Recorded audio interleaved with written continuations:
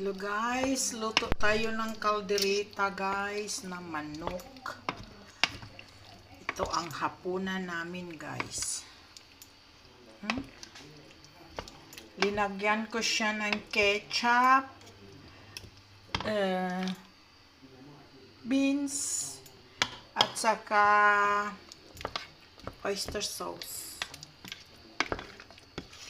Tapos lagyan ko siya ng laurel at saka tangad. Ang tangad kinuha ko na guys. Kasi iba ang amoy niya kaya ilinagyan ko ng tangad. Ano ito guys, Bisaya na manok. Ang ano guys, tigas. Ang tanda na kasi ng tandang manok. Ang tandang manok. Ang manok matanda na kaya tagal kong inano dito sa kalayo. Pero ano na siya, medyo na siya lumambot. Pero medyo